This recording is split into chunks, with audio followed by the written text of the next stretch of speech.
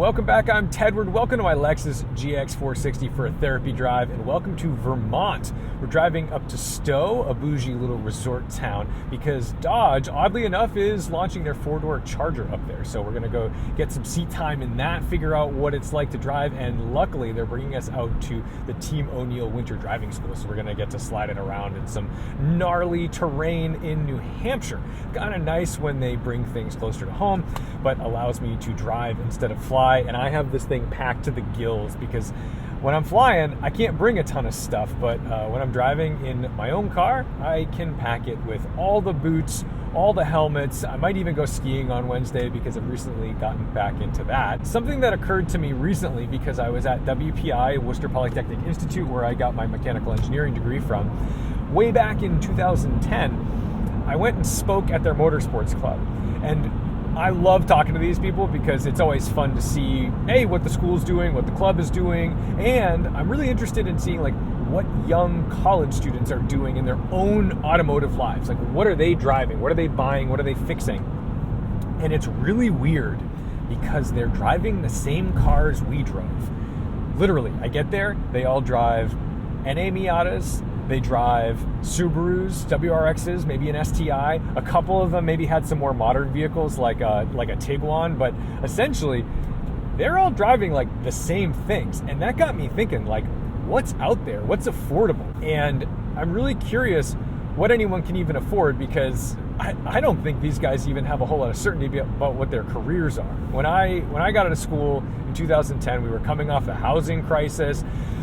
There was a big crash and people were just finally kind of starting to get jobs again. It was rough and it was scary, and I kind of took what I could get, and I did okay. I managed. I didn't do great enough to be, buying a house and doing all that stuff, but I managed to buy a couple cars, have a comfortable living, and put some money away for retirement. Now, a lot of these people are coming out not really knowing what the industry is going to be for them, especially those in the computer science field, which is so wild to me because in 2010, all the CS majors were coming out strong. Those guys were making 90 grand a year, while the civil engineers were making around 50 to 55, and the mechanical engineers were making anywhere from 60 to 70. So now those computer science kids are AI has pretty much consumed the industry, so my degree might be worthless. I'm not so certain what I'm going to be doing, or if I'm even going to have an opportunity to get a job, let alone what's the salary going to be.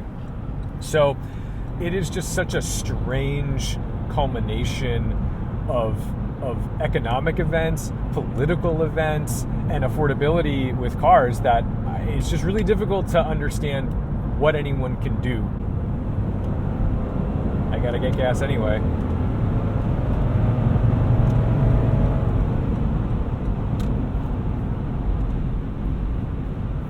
It is so bizarre going back to college 16 years later and seeing the same cars, the same projects from kids who were my age in real time today. I thought maybe there'd be a new generation of sports cars that they'd be working on, but there's not, because no one can afford them, and also maybe the selection's not that great. It's so strange that it feels like it's Cuba. It feels like we're preserving all these cars because there's no other cars to preserve.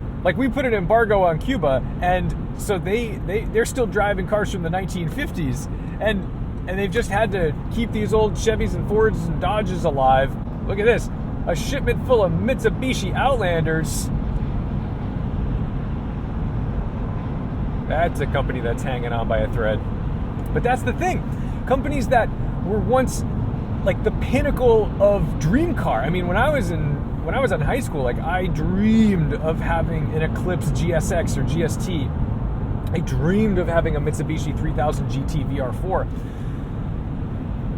The selection of cars is so broad now, but the desirability to own most things is so far down my list at this point. There's very few new things that I'm looking forward to. There's very few new cars that I'm dreaming of. There's very few things that pop up on my list that I say, oh, you know what? I'm going to save my pennies and spend it on that because that's the car I always wanted.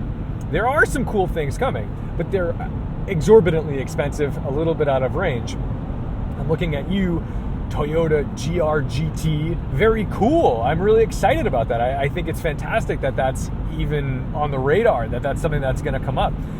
Very cool. But a GT3 now is $222,000 as a base price. You'll likely never see a stripper Porsche 911 GT3. Everything's going to have at least like $15,000 to $25,000 of options, if not much more.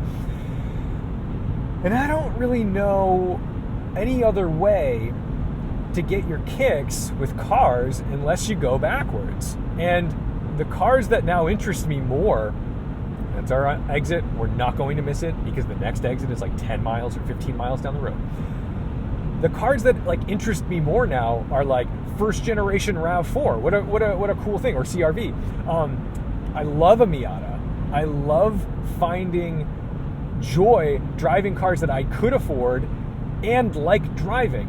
Like the Preludes I drove. Now, say what you want about the new Prelude, but I got a chance to drive all of the other Preludes, and driving that fourth generation Prelude, next exit 15 miles, we have to make this, was such an eye-opening experience because the quality and solid feel and innovation that was wrapped up in that fourth generation Prelude just like completely blew my mind. It felt like I was driving something so far above a Honda name and a Honda badge that's not to insult Honda. That's just to say, like, that car did not feel econo car. That car felt so special, so solid. And now I think more, what would I rather buy? Would I rather spend $50,000, $60,000, $70,000 on a new car that I kind of want, that I know is going to be obsolete, and I know the tech inside the car is going to frustrate me, or there's going to be like engine recalls, or maybe the style is a little bleak or whatever, or can I go back in time and buy something for $20,000, $15,000, get a really wonderful condition Prelude or some kind of cool Japanese car that I grew up with from like the 90s. I guess we should probably just get fuel now. I'm going to do this. We're going to do this one. I know I did that a little abruptly, but I checked my 6 and we were in the clear. Oh, this is all out of service? That's why this is empty. Classic me. Make a big effort to do something and then every pump is done. Cool.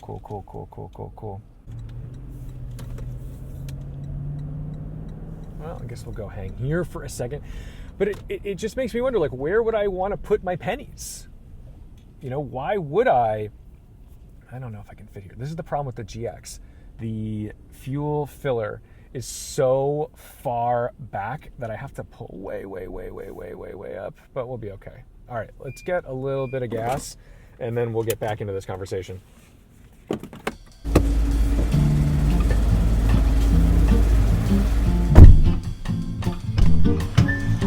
Hey, can someone explain to me how when you put your credit card into a gas pump, it'll say enter PIN or just hit enter to bypass it?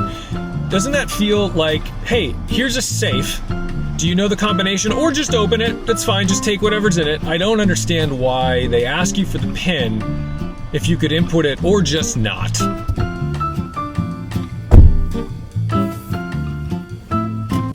I don't know if you saw the CRZ video I posted the other day, but my friend is a good example of this because he just graduated from college maybe like a year or two ago, and he has a pretty significant degree. You know, this is somebody who's highly educated, very smart, really good at what he does. What are you doing? Why is this happening? This is like, you know, it's off. Why turn on? I didn't ask for it to turn on. And it just gets a little confusing that he has to struggle to figure out, like, how am I going to afford a car while working at a really impressive company with a really impressive job? It's just frustrating. Like, I know the CRZ is cool, but like, he's kind of forced into it, and there's like no way without going into generational debt that he would be able to afford to buy a new car, not at least for a few years.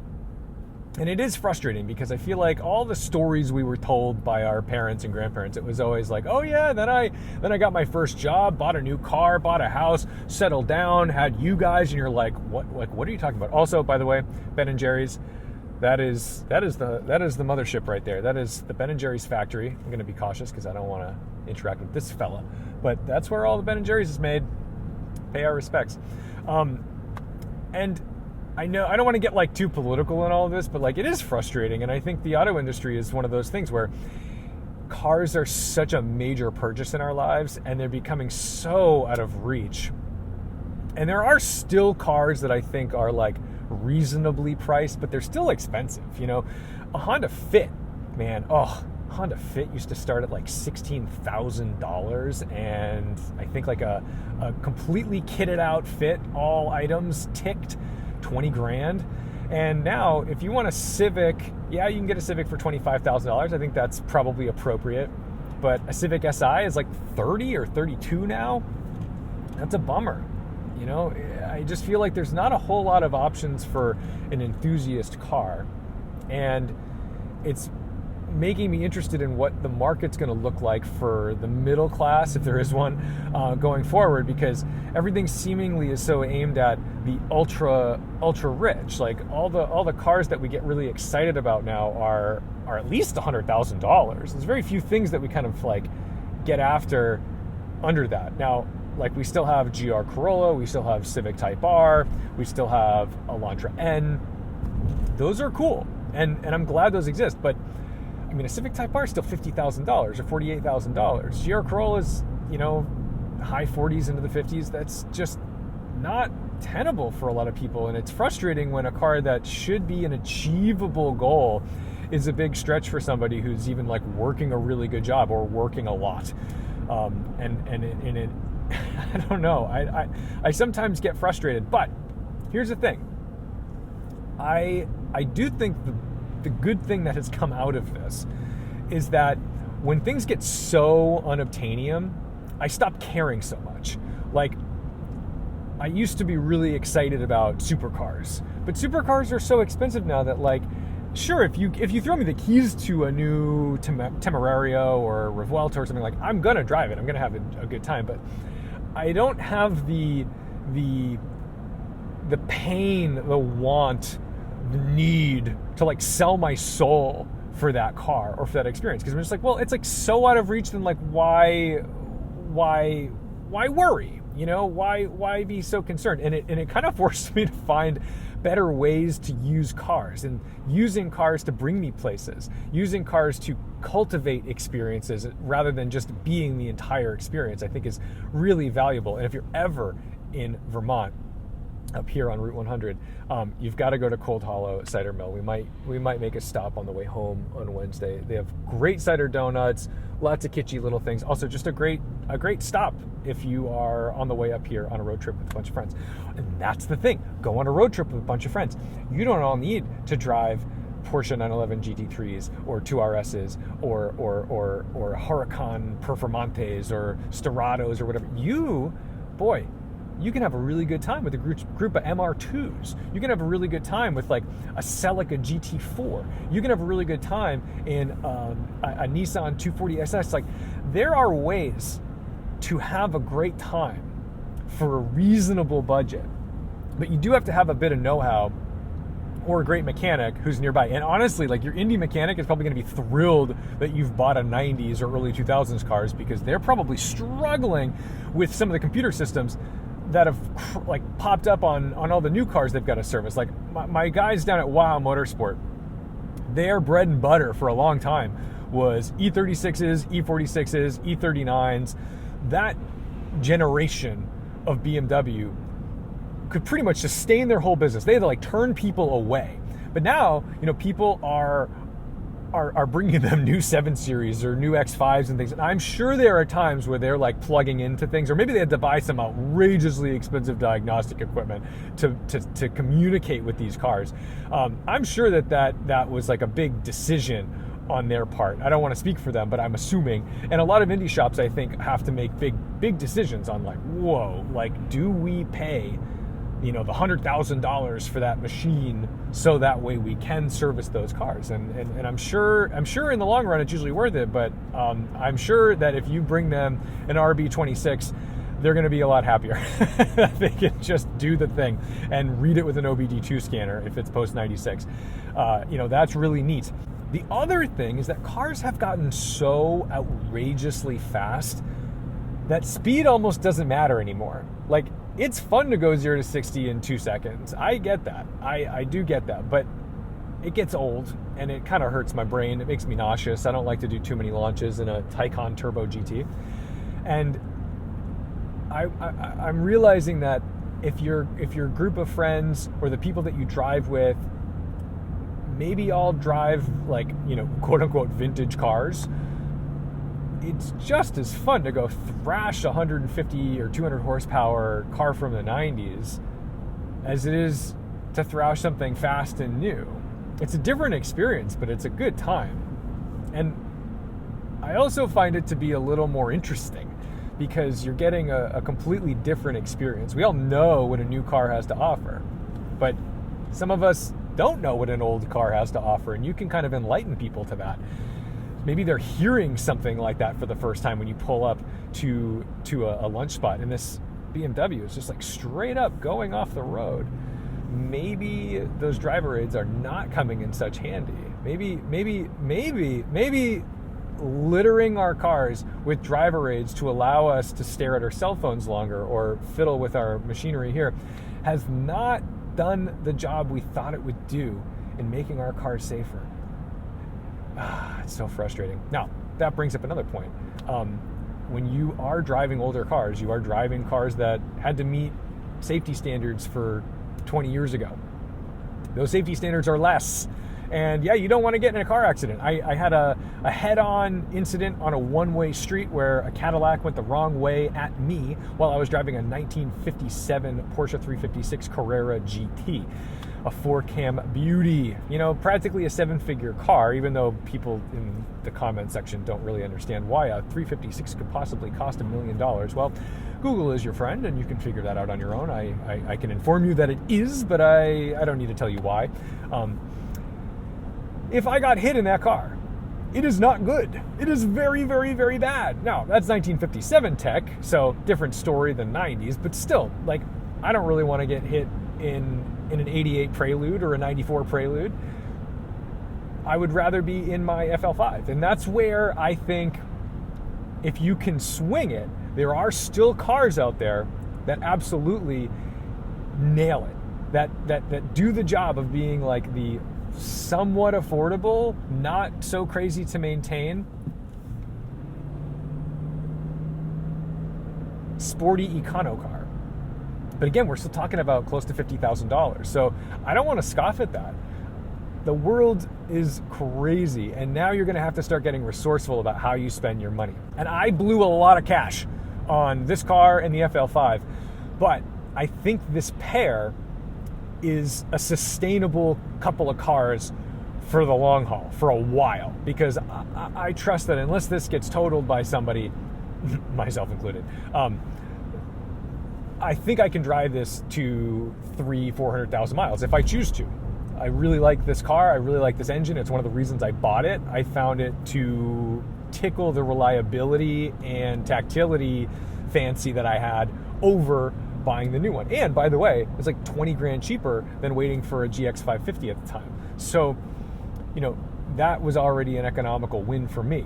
Yes, it gets terrible fuel economy, but honestly not like that bad. And I'm probably still coming out on top and not having to service like a much more complicated vehicle. This is why I kind of like the new Prelude, and I know maybe it doesn't tick all the boxes that like the enthusiast wanted, but for somebody who's in their 40s or 50s or even 60s, I think that car makes so much sense for somebody who's looking for just like something a little bit edgy but practical and comfortable. And I really do think it hits those marks. And maybe it's too expensive for certain people, but I think someone who has, $42,000-$43,000 like to burn, that already feels like a discount based off of the other things in the world. I mean, if you were looking at a Challenger Scat Pack or a BMW M car or whatever, that I know that they're not comparable in terms of like power and things like that, but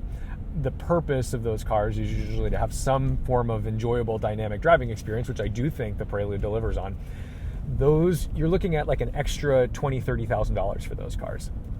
And for somebody who's not looking for that glitz and glam, or maybe not really even the power, maybe they're just looking for something that's economical and they don't want to drive a Prius because they're looking for something that's a little more entertaining to throw into a corner, like that Prelude starts to make a lot more sense. There's a mountain, you can see all the trails. Oh, I kind of want to go skiing on Wednesday when I'm done with this. But we really need to celebrate diversity in the automotive landscape, because if it's not celebrated and people aren't buying anything other than CUVs, like that's what the foreseeable future of used cars is going to be like. Like, you're not going to have opportunities to buy anything cool because they won't have made anything cool. And that sounds like a huge bummer. At least we're in a world right now where they made way too many NA Miatas and Preludes and all these other cars. But what happens when the only thing we have left are like Honda HRVs and stuff like that? Like, I'm not saying that's a bad thing. I like the HRV, but that's not what I'm looking to buy on the used market in the future, you know? I really am trying to enjoy myself. Oh, I'm so excited that there's an event near me. I always have to fly to California for stuff. But yeah, let me know what you're looking forward to buying in the next like 5 or 10 years, whether it's a new or used thing. Or are we gonna have to just keep like Cuba style utilizing resources that were available to us years and years ago? That's all I got. So anyway, I'm gonna go check in here and see what's what. But thank you guys so much for taking the time to hang out with me. Thanks for watching, liking, commenting, and subscribing. We'll do a little more therapy drives, but this is what I got right now. So anyway, I'll see you in the next one.